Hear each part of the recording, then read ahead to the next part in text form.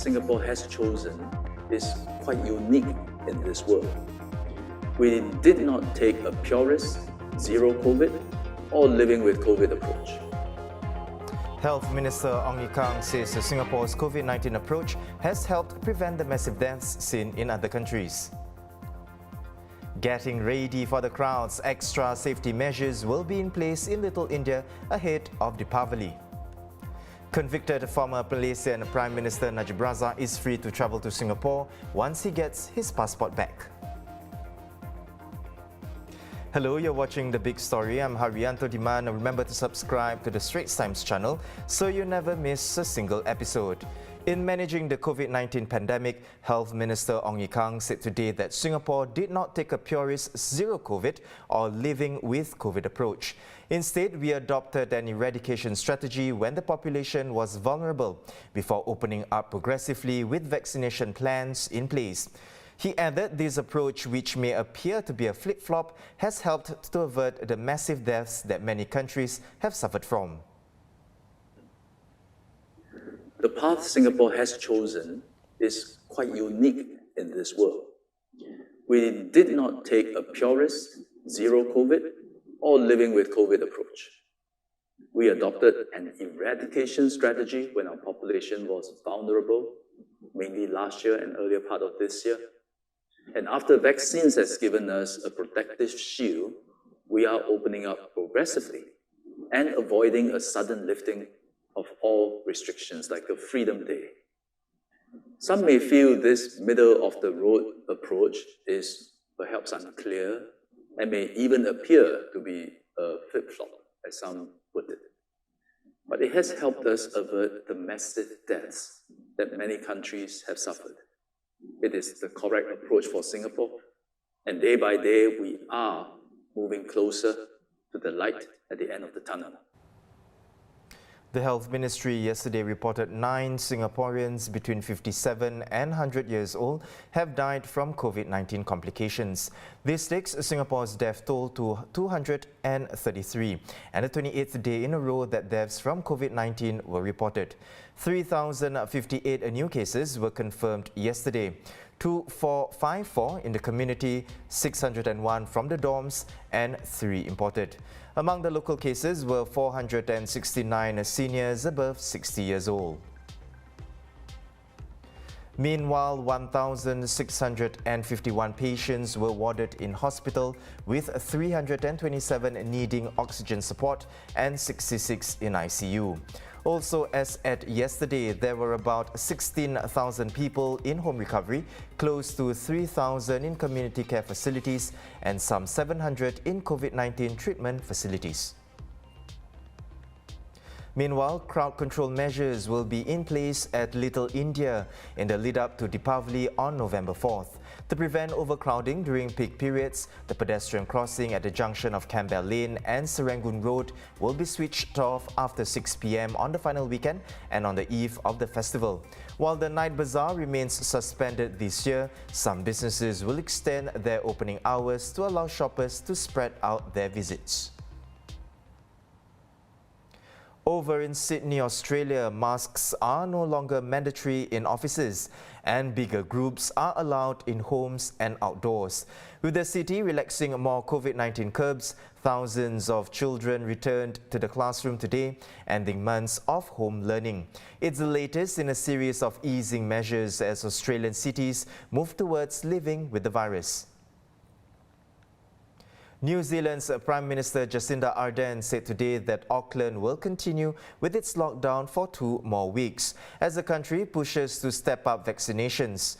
She added that there would be no changes to social curbs that have run for 62 days in the city.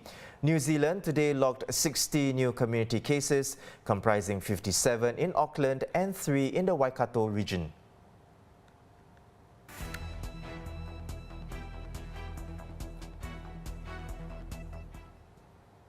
A new attraction in Somerset is set to be developed on a vacant plot of land next to the skating next to the existing skate park opposite Orchard Gateway. As part of plans to rejuvenate Orchard Road, the authorities are seeking proposals from developers to offer an attraction concept with differentiated and immersive experiences for the site.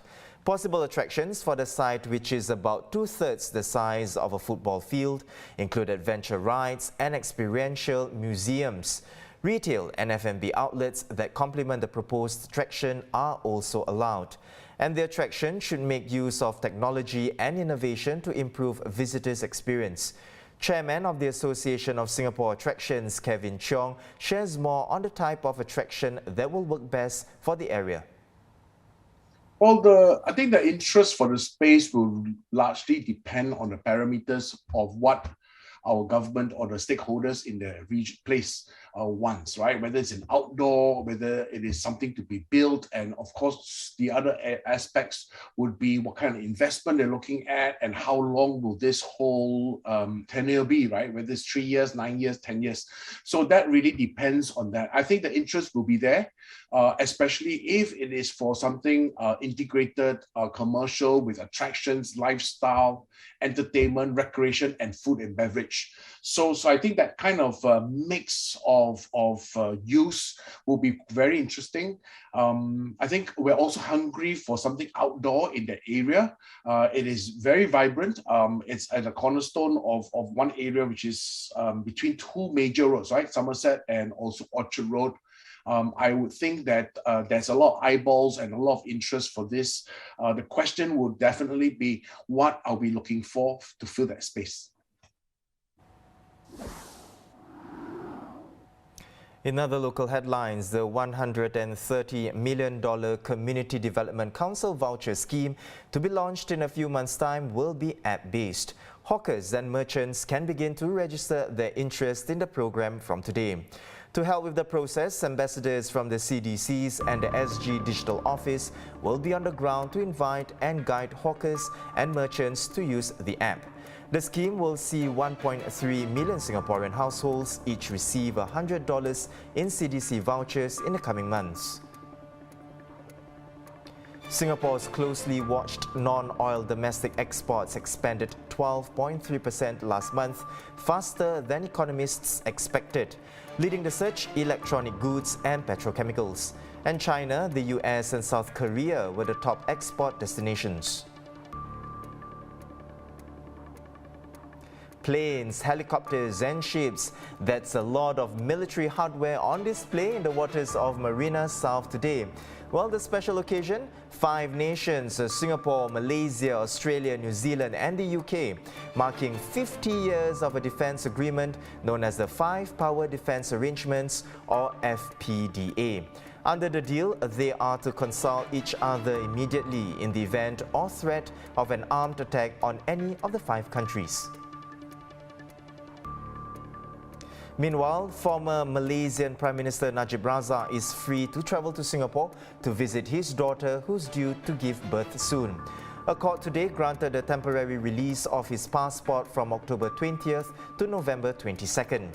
His wife, Rosmah Mansor, was also granted a similar request last week. Najib is currently out on bail pending an appeal of his conviction for corruption and money laundering. And it's official, the delayed Southeast Asian Games in Hanoi will take place in mid-May 2022. But organisers have yet to fix the exact dates. Sports correspondent David Lee has more on what this means for the athletes. Other than the SEA Games in mid-May, now that we've got the news, there are also the Commonwealth Games from July 28th to August 8th, as well as the Asian Games from September 10th to 25th. So there are 3 major games in the span of 5 months, which our athletes have to try to qualify and compete in. Obviously, there are concerns about fatigue and whether they can peak for all 3 games. So that's a very big challenge which they have not faced before. There are also other concerns as to whether Vietnam will be ready infrastructurally, because resources, according to Vietnamese journalists, resources have not been given to the organizers to sort this out yet. And of course, there's the COVID protocol, which has not been made known to the region yet. But what is encouraging is that the COVID situation in Vietnam has been improving from a high of 15,000 new cases a day. It has dipped to about 3,000 cases a day. So that is encouraging. So I feel like, the region is looking forward to the games, but there's very realistic and real concerns. So we await the organizers to share more about the protocol before it puts everybody's mind at ease. And those are our top stories for today. For more news and videos, visit straitstimes.com. And remember to subscribe to our YouTube channel by hitting the red button below. Once again, I'm Haryanto Diman. See you tomorrow for more stories on The Big Story.